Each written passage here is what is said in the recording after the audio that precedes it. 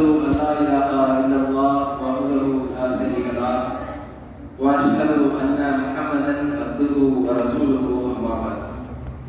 அகிலங்களின் படைப்பு பராமரிக்கக்கூடியவனும் கண்ணியத்தின் அதிபதியும் புகழனைத்திற்கும் சொந்தக்காரனாக இருக்கக்கூடிய எல்லா புகழும் அல்லாஹ்வுக்கே என்று அல்லாஹ்வை போற்றி புகழ்ந்தவனாக எனது இந்த உரையை ஆரம்பம் செய்கிறேன்.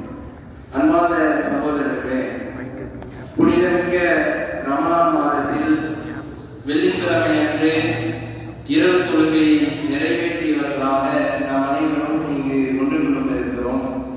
நாம் அனைவரையும் ஒன்று கொண்டு செய்த அல்லாஹ்வுக்கே எல்லா புகழும் என்று அல்லாஹ்வை போற்றி புகழ்ந்தவனாக எனது இந்த உரையை ஆரம்பிக்கிறேன். அன்பான சகோதர சகோதரிகளே, இன்றைய தினம் நாம் பார்க்க இருக்கக்கூடிய தகவல் தலைப்பு என்னவென்றால் எது வணக்கம். அன்பான சகோதர சகோதரிகளே, இந்த உலகத்திலே அல்லாஹ் ரப்பல் ஆலமீன் உயிரினங்களை படைச்சு அதுல மனிதர்களை படைத்ததை சிறப்பித்து வைத்திருக்கிறான். அவனுக்கு ஏராளமான அருள்கொடைகளை வாரி கொடுத்திருக்கிறான். இந்த உலகத்துல மனிதனை அல்லாஹ் ரப்பல் ஆலமீன் ஏன் படைக்கணும் சொல்லுங்க. அல்லாஹ் ரப்பல் ஆலமீன் இந்த உலகத்துல மனிதனை ஏன் படைக்கணும் சொல்லுங்க. அவனை வணங்குறதுக்காக. அதுதான் அல்லாஹ் ரப்பல் ஆலமீன் தனது திருமறை குர்ஆன்ல சொல்றான், வமா கலகத்துல் ஜின்ன வல் இன்ஸ இல்லா லியஅபுதுன். மனிதர்களையும் ஜின்களையும் என்னை வணங்குவதற்காகவே தவிர வேற எதற்காகவும் நான் படைக்கல அப்படின்னு சொல்லி அல்லாஹ் ரப்பல் ஆலமீன் தனது திருமறை குர்ஆன்ல சொல்றான். வேறொரு இடத்துல சொல்லும்போது வல்லதி ஹலகல் மௌத வல் ஹயாத லியப்லுவக்கும் அய்யுக்கும் அஹ்ஸனு அமலா. உங்களில் யார் நல்ல காரியத்தை செய்கிறார்கள் என்பதை சோதிப்பதற்காக தான் உங்களுக்கு வாழ்வையும் மரணத்தையும் நான் ஏற்படுத்தி இருக்கிறேன் என்று சொல்லி அல்லாஹ் ரப்பல் ஆலமீன் மனிதனை படைத்ததனுடைய நோக்கம் தன்னை வணங்குவதற்காக என்று சொல்லி அல்லாஹ் ரப்பல் ஆலமீன் சொல்றான். இப்போ சற்று சிந்தித்து பாருங்க, நம்மளை படைச்சது அல்லாஹ் ரப்பல் ஆலமீன் வணங்குவதற்கு.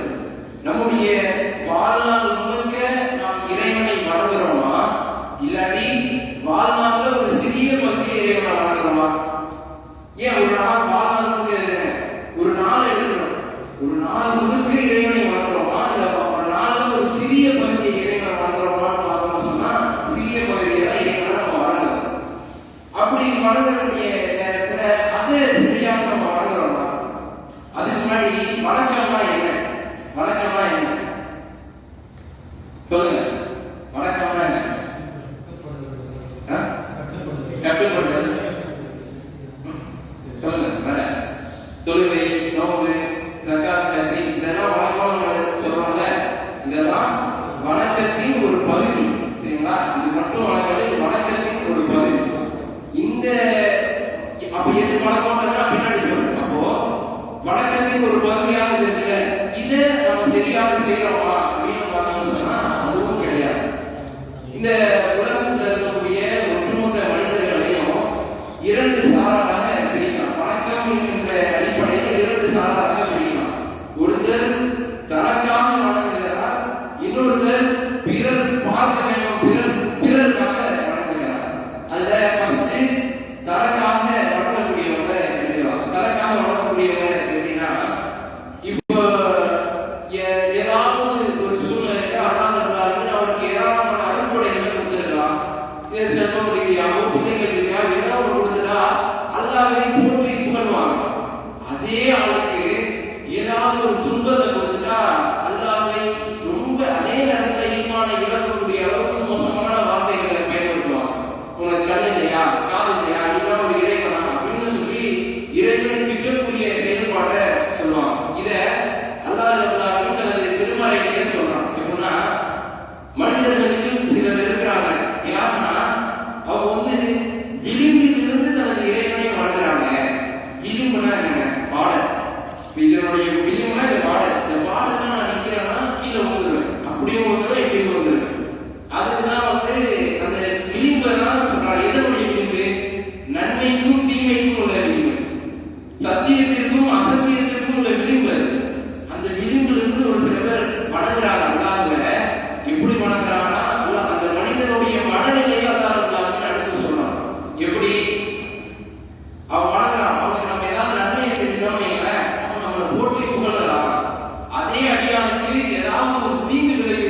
ஏதாவது ஒரு சோதனையை கொடுத்துட்டோம்னா நம்ம இகழக்கூடியவனாக நம்ம இருக்கிறான். இப்பேற்பட்ட மனிதனுக்கு உலகத்திலும் நஷ்டம் தான், மறுமையிலும் நஷ்டம் தான் என்று சொல்லி அல்லாஹ் அப்படின்னு அந்த திருமறை குர்ஆன்ல சொல்றான். சற்றே சிந்தித்து பாருங்க, உலகத்தில் இருக்கக்கூடிய நாம் அனைவரும் ஒன்று சேர்ந்து அல்லாஹ்வுக்கு எதிராக நம்ம அல்லாஹ் வணங்கக்கூடாது, அவங்க பிரார்த்திக்க கூடாது, நம்ம என்ன பண்ணாலும் அல்லாஹ்வினுடைய தரஜா அந்தஸ்து வந்து குறையும் குறையாது.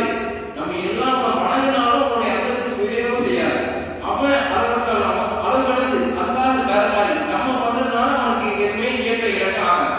ஆனா அப்பேற்பட்ட இறைவனை ஒரு சாரார் எப்படி பண்றாங்க, தன்னுடைய இதுக்காக அல்லாஹ்வை இயலக்கூடிய ஒரு சாராராக ஒருவர் இருக்கிறாங்க. இன்னொருவர் யாருன்னா பிறருக்காக வணங்க முடியும். எப்படி பிறருக்காக வணங்குறோம்னா, தொழுகிறதாக இருக்கட்டும், நோன்பு வைக்கிறதாக இருக்கட்டும், இன்னும் பிற வணக்க வழிபாடுகளாக இருக்கட்டும், பிறர் தன்னை பார்க்கணும், பிறர் தன்னை போற்றணும் அப்படின்ற எண்ணத்துல அவங்க பண்ணுவாங்க. இதையும் அல்லாஹ் எல்லாருக்கும் தனது திருமறை குர்ஆன்ல சொல்றான். எப்படின்னா, ஃபவைலுல் முஸல்லீன், தொழுகையாளர்களுக்கும் கேடுதான், அல்லதீன ஹும் அன் ஸலாத்திஹிம் சாஹூன், அவர்கள் தொழுகையில் அலட்சியமாக இருக்கிறார்கள், அல்லதீன ஹும் யுராஊன், பிறர் பார்க்க வேண்டும், பிறர் போற்ற வேண்டும் என்பதற்காக அவர்கள் தொழுகிறார்கள். இப்பேற்பட்ட தொழுகையாளர்களுக்கு கேடுதான், நஷ்டம்தான் என்று சொல்லி அல்லாஹ் எல்லாரும் சொல்றான். இதனுடைய பிறர் பார்க்கணும், பிறர் பண்ணணும் அப்படின்றதுக்காக வணங்கக்கூடியவர்களுடைய இழிவான நிலைமை என்ன தெரியுமா? நாளைக்கு வறுமை நாள்ல அல்லாஹ் எல்லாரும் தோற்றம் முடிப்பான். அப்படி அழிக்கக்கூடிய நேரத்துல பிறருக்காக மற்ற எல்லாரும் இறைவனை பார்த்தனே சுஜூத் சரியாக வந்துருவாங்க.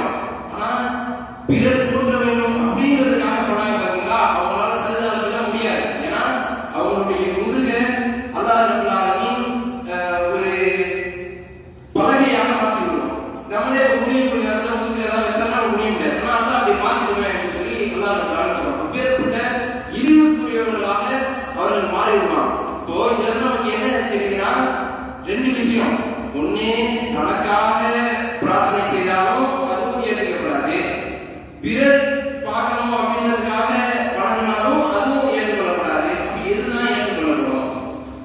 நீங்க நல்லா சிந்திச்சு பார்த்தீங்கன்னா தெரியும், திருமறை குர்ஆன்ல அல்லாஹ் ரப்பல் சொல்லும் போது தொழுகையை பற்றி தொழுகை வணக்கம், அந்த தொழுகையை பற்றி சொல்லுவோம். அந்த தொழுகை மானக்கேடான காரியத்தை விட்டும் வெட்கக்கேடான காரியத்தை விட்டும் உங்களை தடுக்கும் அப்படின்னு சொல்லி அல்லாஹ் ரப்பல் சொல்றான். அப்போ தடுத்து போனா, ஆனா இன்னைக்கு தொழுகக்கூடியவன் பல தவறான காரியத்தில் ஈடுபடுறானா இல்லையா?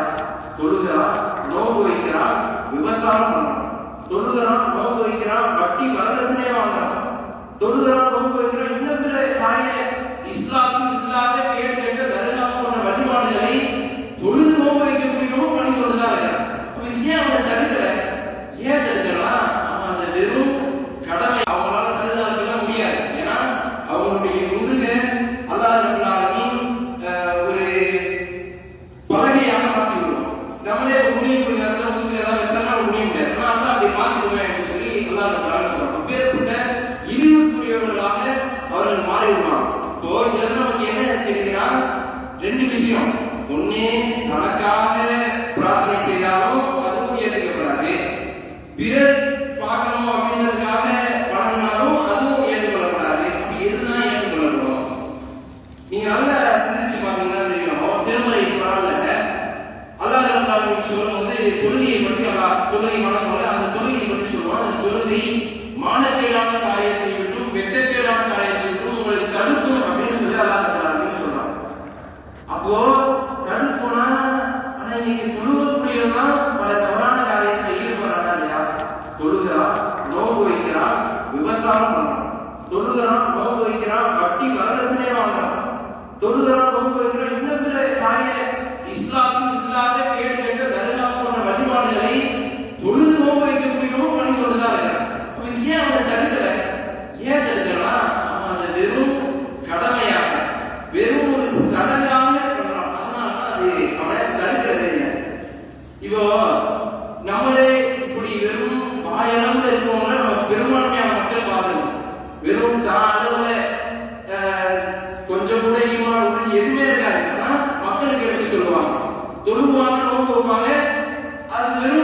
பிறர் பார்க்கணும், பிறர் பேசணும் என்பதற்காக மட்டும் வெளிப்படையாக தெரியும். அல்லாஹ் அதை எப்படி கடுமையாக கணிக்கிறான் தெரியுமா? யாரும் நாம் இறை நம்பிக்கை கொண்ட மக்களே, நீங்கள் தகுந்த மாணாக்கணும், நீங்கள் செய்யாததை ஏன் பிறருக்கு ஏவுகிறீர்கள்? கபரமத்தன் இந்த ஆகி அந்த கூடுன மாணாக்கணும், நீங்கள் செய்யாததை பிறருக்கு ஏவுவது அல்லாஹ்விடத்திலே கடுமையான கோபத்திற்கு பாவத்திற்குரியது என்று சொல்லி அல்லாஹ் சொல்றான். இன்னொரு இடத்துல அல்லாஹ்வின் தூதர் நபிகள் நாயகம் ஸல்லல்லாஹு அலைஹி வஸல்லம் சொல்றாங்க, லஅன்னமன்ன அக்வாமன் மின் உம்மதி யஅதுன யௌமல் கியாமா, மறுமை நாளிலே என்னுடைய சமுதாயத்திலிருந்து ஒரு கூட்டம் வருவாங்க. எப்படி? அன்சாரி ஜிபாலி ஜிஹாமா பின் அதன், ஜிஹாமா ஒரு மலைத்தொடர், ஹஜ் உம்ராக்கு போறவங்கலாம் தெரியும், நீண்ட நெடிய மலைத்தொடர். அந்த மலைத்தொடர் அளவிற்கு நன்மையை கொண்டு வருவாங்க. ஃபைஜஅல்லாஹு அஸ்ஸ வஜல், அந்த ஜிஹாமா மலைத்தொடர் அளவுக்கு நன்மையை கொண்டு வந்தவரை அல்லாஹ் ரப்பல் ஆலமீன் ஃபஜஅல்னாஹு ஹபாவன் மன்சூரா, பரப்பப்பட்ட புழுதியாக மாற்றிடுவான். நன்மையெல்லாம் அப்படியே காத்துல புழுதியாக மாற்றிடுவான். யாருக்கு இந்த அவலம் இல்லை? அப்ப தௌபானவர் கேட்கிறாங்க, அல்லாஹ் சிக்கும் இல்லனா, எங்களுக்கு அவங்க யாருன்னு சொல்லுங்க, சந்தியும் இல்லனா, அவங்களுடைய அடையாளங்களை என்ன எங்களுக்கு காட்டுங்க. அல்லாஹ் நக்குனக்கும், அவங்களுடைய கூட்டத்தார்கள் நாங்கள் ஒருவராக ஆகிவிடக்கூடாது. இப்படி ஒருத்தவங்க இருக்காங்கன்னு சொன்னீங்க, நம்ம கூட நம்ம சமுதாயத்திலே இருக்கிறாங்க அப்படின்னு கேட்கும்போது அல்லாஹ்வின் தூதர் சொன்னாங்க, அம்மா இன்னக்கும் இஹ்வானுக்கும், ஆமா அவங்க உங்களுடைய சகோதரர்கள் தான். ஒமின் சில்லத்திக்கும், உங்களோடு இருப்பவர்கள் தான். வயஃபுதுன மினல் லைல் கமா தஃபுதுன், நீங்கள் எப்படி இரவிலே வணக்க வழிபாடுல ஈடுபடுவீங்களோ அதே மாதிரி ஈடுபடுறவங்க தான். வலாத்தினரும், என்றாலும் அவர்கள் இடத்திலே கேவலமான ஒரு விஷயம் இருக்கிறது. என்ன விஷயம்? இதா ஹலவு, கூட்டத்தில் இருக்கும்போது நல்லவனா காட்டிப்பான், கூட்டத்தில் இருக்கும்போது நான் எல்லாரும் செய்யக்கூடியதை செய்வான். ஆனா அவன் தனிமையாக சொன்னால் இதா ஹலவு, அல்லாஹ் எவற்றை தடுத்தானோ அதை ஆகுமாக்கி கொண்டு இந்த அல்லாஹ்வின் வரவுகளை எல்லாம் மீறுவான். கூட்டத்தில் இருக்கும்போது யோக்கியனா இருப்பான், தனிமையில் இருக்கும்போது அவனுடைய நிலைமை தடுமாறி. அதெல்லாம் அப்பேற்பட்டவர்களுடைய நன்மையை அல்லாஹ் ஹபாமன் மன்சூரா, பரப்பப்பட்ட புழுதியாக மாற்றிவிடுவான் என்று சொல்லி சொல்றாங்க. ஆனா யாருக்கு இந்த நிலைமை? இந்த வணக்கத்தினுடைய அடி, அதனுடைய பேச புரியாதவர்களுடைய நிலைமை, வெறும் வாயளவில் வச்சிருக்கிறதுனாலதான் இதனுடைய நிலைமை. அப்ப இதுல இருந்து என்ன, நம்ம எதை வணங்கணும், எப்படி வணங்கணும்னா இதுதான் முக்கியமான பாயிண்ட். அல்லாஹ் ரப்பல் ஆலமீன் திருமறை குர்ஆன்ல சொல்லும்போது எப்படி வணங்கணும்னா, வமா உமிரு பிஹி இல்லா லியஅபுதுல்லாஹ முக்லிஸீன லஹுத்தீன், இந்த மார்க்கத்தை அல்லாஹ்வுக்கு தான் முழுமையாக ஒப்படைச்சிட்டு உள்ளத்துல கலப்படம் இல்லாத தூய்மையான முறையில் நாம் அல்லாஹ்வை வணங்க வேண்டும். அப்படி வணங்கணும்னா அதுதான் வணக்கம். வெறும் தொழுகை, நோன்பு, ஜகாத் இது மட்டும் வணக்கம் இல்ல. உள்ள தூய்மையோடு கலப்படம் இல்லாமல் ஒரு செயலை நாம் செய்கிறோம் என்று சொன்னால் அதுவும் அல்லாஹ்விடத்திலே வணக்கமாக ஆகிவிடும் என்று சொல்லி அல்லாஹ் ரப்பல் ஆலமீன் சொல்றார். அதற்கு மிக சிறந்த உதாரணம் யாருன்னா நபி இப்ராஹிம் அலைஹிஸ்ஸலாம் அவர்களுடைய மனைவியார். அவங்க இன்னைக்கு ஹஜ் உம்ரா அன்னைக்கு அவங்க இப்ராஹிம் அலைஹிஸ்ஸலாம் அவங்களுடைய மனைவியாருக்கு என்ன, இப்ராஹிம் நபி பாலைவனத்துல விட்டுட்டு போறாங்க. போகக்கூடிய நேரத்தில் இப்ராஹிம் எங்க போறீங்க, இறைவன் உங்களுக்கு விட்ட கட்டளையா அப்படின்னு கேட்கும்போது ஆமா அப்படிங்கும் போது, அப்ப நீங்க போங்க, இறைவன் என்ன பார்த்துமா அப்படின்னு சொல்லி சொல்றாங்க. சொன்ன உடனே போறாங்க. தன்னுடைய பிள்ளை தாகத்தினால் அப்படி அழுகுது. அந்த நேரத்துல ஷஃபாவுக்கும் அருவாவுக்கும் ஓடோடி போவாங்க. ஓடோடி போய் பின்னாடிதான் சம்சம் நீர் வரும். இன்னைக்கு அவருடைய உட தூய்மை கலப்படம் இல்லாம அவங்க செஞ்ச அந்த செயல்பாட்டின் காரணமாக அல்லாஹ் ரப்பல் ஆலமீன் அதை ஒரு வணக்கமாகவே ஆக்கிவிட்டார். இன்னைக்கும் நீங்க யாரு மக்கா மதீனாவுக்கு உம்ராவோ ஹஜ் போனாலும் அந்த செயல்பாடை நம்ம பண்ணக்கூடிய கடமை நமக்கு. இதுல நமக்கு என்ன தெரியுது,